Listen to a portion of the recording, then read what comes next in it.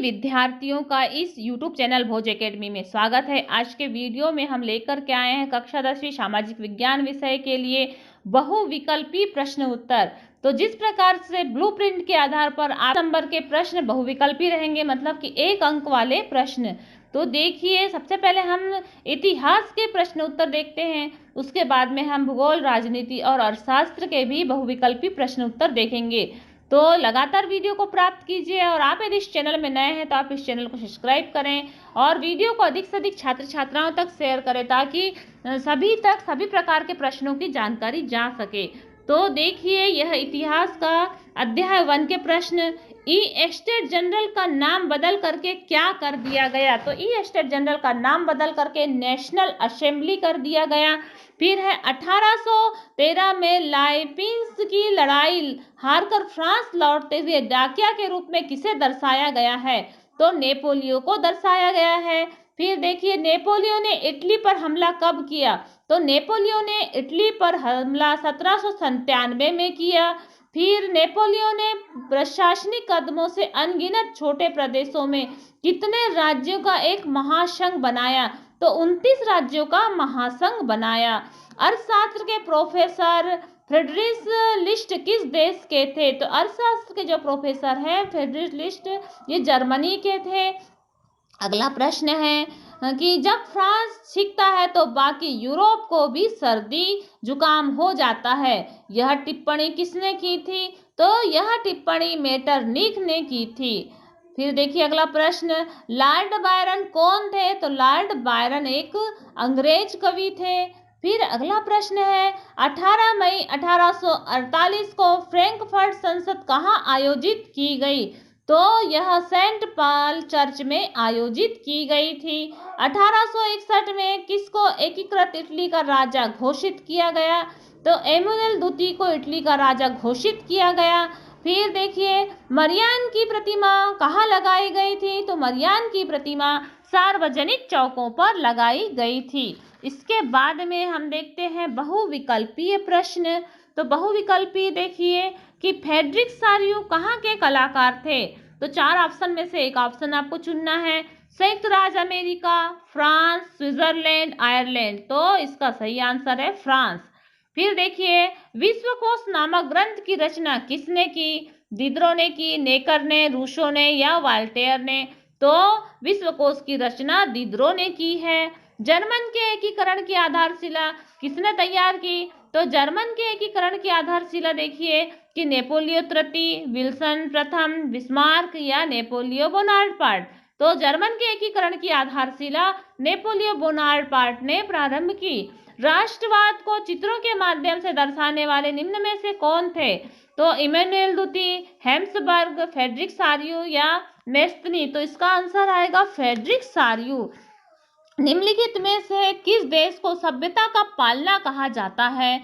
यूनान, France, Italy या England? तो इसका आंसर है यूनान।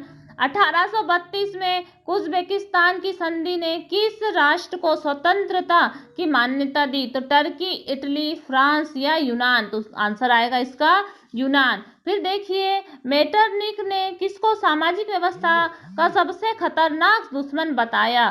तो मेस्तनी, गैरिबाल्टी, विक्टर एमुनल और काउंट काफूर? तो इसका आंसर आएगा मेस्तनी। उसके बाद फ्रांस में किसकी छवि सिक्कों और डाक टिकटों पर अंकित की जाती है? तो गैरिबाल्टी, किंग विक्टर, मेरियान या जर्मेनिया? तो इसका सही आंसर है मेरियान की छवि डाक टिकटों पर अंकित की जाती है। आंखों पर पट्टी बांधे हुए तराजू लिए हुए महिला किस बात का प्रतीक है? तो देखिए, न्याय का, स्वतंत्रता, शांति या साक्षरता? तो इसका आंसर है न्याय का प्रतीक है। एकीकृत इतालवी गणराज्य के लिए एक कार्यक्रम प्रस्तुत करने की कोशिश किसने की? तो काफूर, मेस्तनी या विक्टर एमुनल या गैरिबाल्टी? तो इसका सही आंसर है मेस्तनी। इसके बाद में हम देखते हैं, फिर देखिए कि फ्रांसीसी कलाकार फ्रेडरिक सारियू ने कितने चित्रों की एक श्रृंखला बनाई थी? तो फ्रांसीसी कलाकार फ्रेडरिक सारियू ने 4 चित्रों की एक श्रृंखला बनाई थी। उसके बाद अगला प्रश्न है कि 1804 की नागरिक संहिता जिसे खास तौर पर किसकी संहिता के नाम से जाना जाता है? तो नेपोलियो की संहिता के नाम से जाना जाता है। फिर अगला प्रश्न है, गालिसिया के कुलीन वर्ग कौन सी भाषा बोलते थे? तो गालिसिया के कुलीन वर्ग पोलिश भाषा बोलते थे। फिर देखिए कि 1834 में प्रशा की पहल पर एक जाल्वे लाइन स्थापित किया गया था। तो ये जाल्वे लाइन क्या है? तो जाल्वे लाइन एक शुल्क संघ है। उसके बाद एक सांस्कृतिक आंदोलन था जो किस चीज का विकास करता है? तो वह राष्ट्रीय भावना का विकास करता है। फिर देखिए, प्रशा ने किसके नेतृत्व में एक जर्मन साम्राज्य की घोषणा की? तो प्रशा ने काइजर प्रथम के नेतृत्व में जर्मन साम्राज्य की घोषणा की। फिर अगला प्रश्न देखते हैं, 1801 में आयरलैंड को बलपूर्वक किस में शामिल किया गया? तो आयरलैंड को बलपूर्वक यूनाइटेड किंगडम में शामिल कर दिया गया। 1871 के बाद यूरोप में गंभीर राष्ट्रवादी तनाव का स्रोत कौन सा क्षेत्र रहा? क्षेत्र था बाल्कन क्षेत्र। अगला प्रश्न देखते हैं कि नेपोलियो की हार कब हुई? तो नेपोलियो की हार 1815 में हुई। उसके बाद देखिए कि मार्सेई के द्वारा किस की रचना की गई? तो मार्सेई के द्वारा यंग इंडिया की रचना की गई है और बर्न के द्वारा यंग यूरोप की रचना की गई है। बाद में हम देखते हैं अध्याय 2 के वस्तुनिष्ठ प्रश्न। तो अध्याय 2 के वस्तुनिष्ठ प्रश्न में देखिए कि गांधी जी दक्षिण अफ्रीका से भारत कब लौटे? तो गांधी जी दक्षिण अफ्रीका से भारत जनवरी 1915 में लौटे। फिर दक्षिणी अफ्रीका में नस्ल भेदी सरकार से लोहा लेने के लिए गांधी जी ने कौन सी पद्धति अपनाई? तो दक्षिण अफ्रीका में उन्होंने सत्याग्रह की पद्धति अपनाई। गांधी जी ने साबरमती आश्रम की स्थापना कब की? तो गांधी जी ने साबरमती आश्रम की स्थापना 1916 में की। गांधी जी ने खिलाफत आंदोलन का समर्थन क्यों किया? क्योंकि गांधी जी अंग्रेजों के विरुद्ध मुसलमानों का समर्थन चाहते थे। रोलेट एक्ट का उद्देश्य क्या था? तो रोलेट एक्ट का उद्देश्य सभी हड़तालों को गैर कानूनी घोषित करना, आंदोलनकारियों का दमन करना, सभी के मध्य समानता स्थापित करना, ये सभी कारण रोलेट एक्ट के थे। फिर हम देखते हैं कि नेतृत्व में असहयोग आंदोलन कब प्रारंभ हुआ? तो यह 1920 में प्रारंभ हुआ। दिसंबर 1929 में लाहौर अधिवेशन के अध्यक्ष कौन थे? तो इसका आंसर है पंडित जवाहरलाल नेहरू। किस स्थान पर महात्मा गांधी द्वारा नमक मार्च समाप्त किया गया?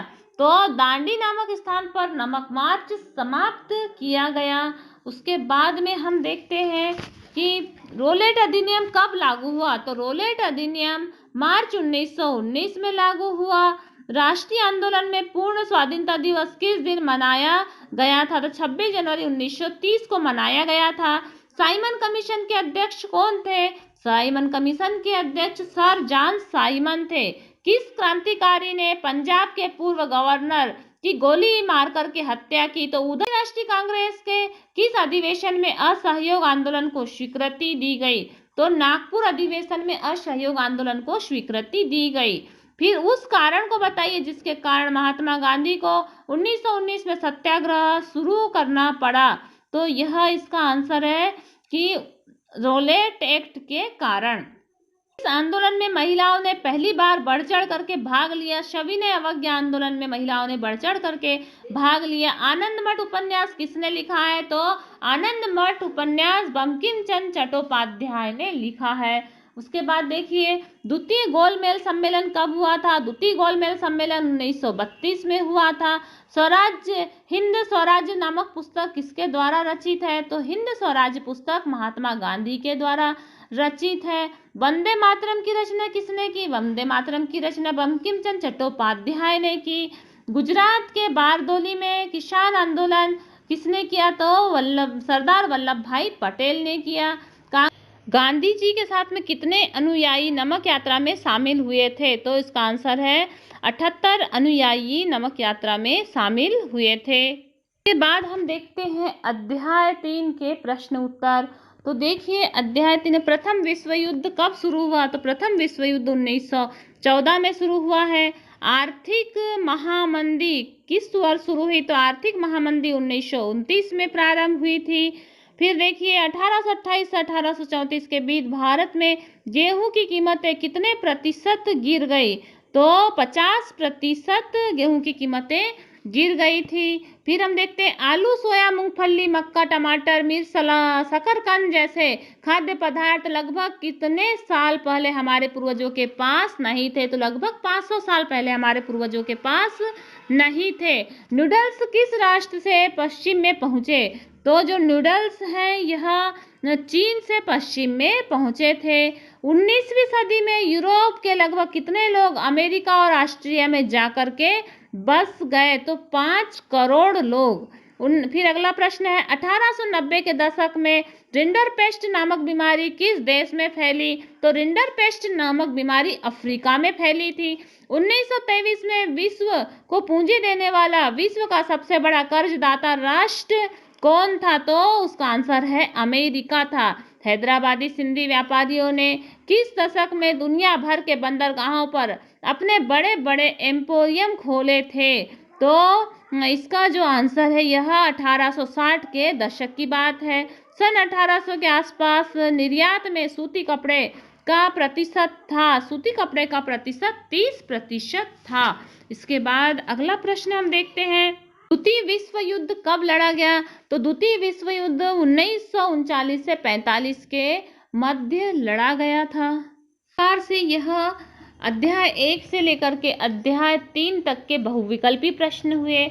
फिर इसी प्रकार से अभी 2 अंक के प्रश्न और भूगोल और राजनीति के भी बहुविकल्पी प्रश्नों की जानकारी हम आप तक पहुंचाएंगे। तो लगातार वीडियो को प्राप्त कीजिए और आप यदि इस चैनल में नए हैं तो चैनल को सब्सक्राइब कीजिए और वीडियो को अधिक से अधिक छात्र छात्राओं तक शेयर कीजिए। धन्यवाद।